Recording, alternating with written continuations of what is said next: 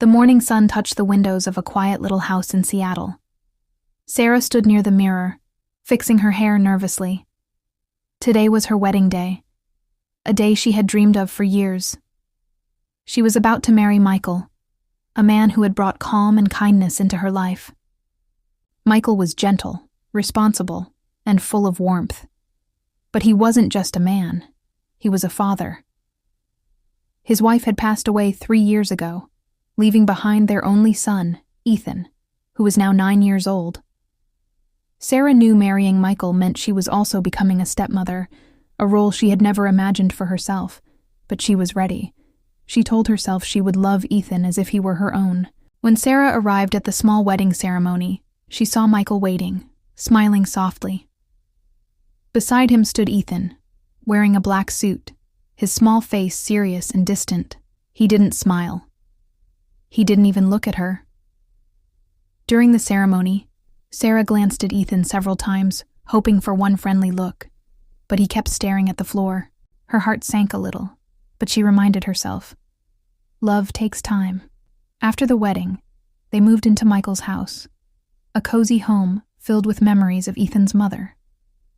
The pictures were still on the walls, her books on the shelves, and her favorite flowers blooming in the garden. That first night, as Sarah unpacked her things, Ethan stood at the door of her new room and said quietly, "You're not my real mom. You can never be." The words hit her like a cold wave. She wanted to respond, but her throat felt tight. Ethan turned and ran to his room before she could say a word. When Michael came home later, Sarah told him what happened. He sighed deeply. "He's still grieving," Michael said softly. "He misses his mother every single day." Sarah nodded. "I understand. I'll be patient." But inside, she already felt a quiet ache, a fear that maybe, no matter how hard she tried, she'd never be enough. Days turned into weeks. Sarah tried everything she could to connect with Ethan.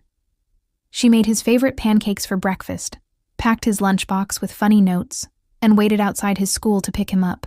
But Ethan stayed silent. He often ignored her questions, slammed doors, and refused to sit beside her at dinner. One evening, Sarah made spaghetti, Michael's favorite meal. She placed the plates on the table and called, "Dinner's ready." Ethan came out of his room, saw the table, and frowned. "Mom used to make it better," he muttered. Sarah froze, the words cutting deep. Michael tried to change the topic, but the silence that followed was heavy. That night, Sarah sat alone in the living room. She looked at a picture of Ethan's mother on the wall, a beautiful woman with soft eyes and a bright smile. She whispered, "He misses you so much. I don't want to take your place. I just want him to let me love him." The next morning, Sarah found one of Ethan's drawings on the table. It showed 3 people, a boy, a man, and a woman. But the woman's face was crossed out. Tears filled her eyes. When Michael came home, she showed him the picture. He held her hand gently. "He's scared," Michael said. "He thinks loving you means forgetting his mom." Sarah nodded through her tears. "Then I'll show him that love doesn't replace. It adds." A few days later, Michael had to leave for a 2-day business trip.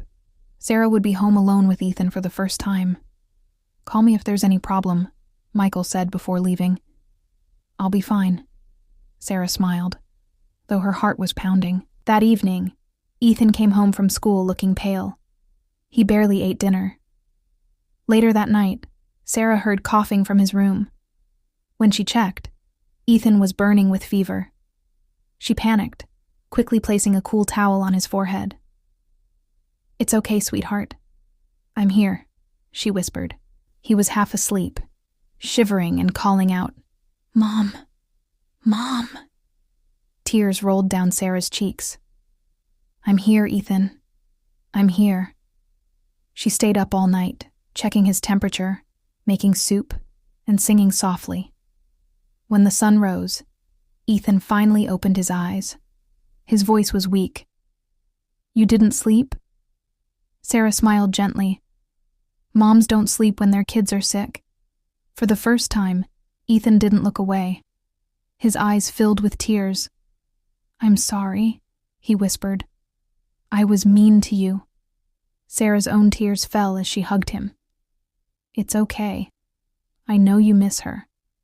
I just want you to know you don't have to stop loving her to love me." That morning, something invisible but powerful broke. The wall between them.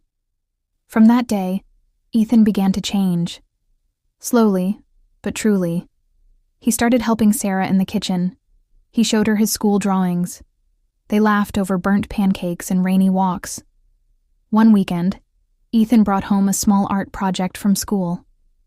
It was a cardboard house labeled "My Family." Inside were 3 stick figures, 1 man, 1 woman, and 1 little boy, all smiling. Sarah's eyes filled with tears as Ethan handed it to her. "That's you," he said shyly, pointing to the woman. "Me?" she asked softly. He nodded. "You take care of me. You make Dad laugh again. You're my mom now." Sarah hugged him tightly. "Thank you, Ethan. You don't know how much that means to me." When Michael came home and saw them together, his eyes sparkled with relief. "Looks like my 2 favorite people finally became friends," he joked. Ethan grinned. "Not friends, family." Sarah smiled, whispering, "Yes, family." Months later. Life in the Harrison house was different now. Warm, noisy, and full of life. Sarah would help Ethan with homework while Michael cooked dinner. Sometimes, they all watched old movies and fell asleep on the couch together. One night before bed, Ethan came into Sarah's room holding an old photograph, his real mother's picture. He said quietly, "Can we keep her photo on my study table? I want to remember her and you both." Sarah nodded with tears in her eyes. "Of course, sweetheart. Love doesn't replace, it grows." Ethan smiled, hugged her, and whispered, "Good night, Mom." Sarah turned off the light, her heart full. For the first time in her life, she truly felt at home. Moral lesson. Family isn't defined by blood. It's defined by love, patience, and care. Sometimes, hearts that begin as strangers become the closest kind of family. The end.